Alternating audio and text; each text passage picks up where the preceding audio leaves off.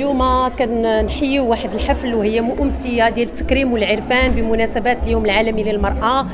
فهاد لا شك أن المرأة عندها واحد الدور مهم في المجتمع ديالنا المغربي، وكذلك يعني دمجنا معنا كذلك الشباب اللي هما طاقات يعني جد مهمة.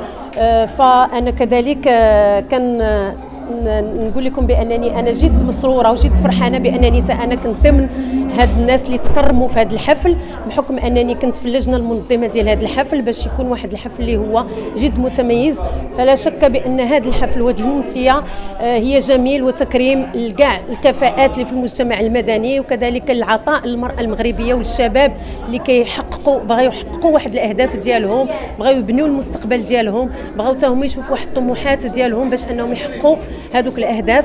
فالحمد لله حنا داخل هذه المقاطعه ديال سباته بن مسيك اننا بغينا نجيو كغرفه بحكم انني كنمثل انني تجار وهذه المقاولات باش نساعدوهم باش يحققوا المشاريع ديالهم، باش كذلك يطمحوا لهذا الشيء اللي بغاو.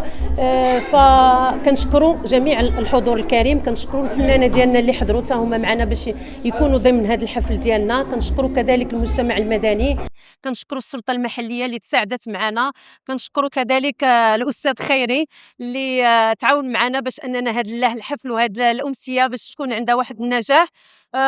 فلا شك ان يعني الصحافه كذلك والاعلام تا هما اللي واكبوا هذا الحدث، وان شاء الله كنتفائلوا خير باش اننا نبنيو يعني واحد المستقبل ونتعاونوا مع هذه الجمعيات اللي كاينين هنايا في الاقليم وداخل جهه الدار البيضاء سطات كامله، باش انهم نواكبوهم ونحققوا واحد الفرص ديال الشغل.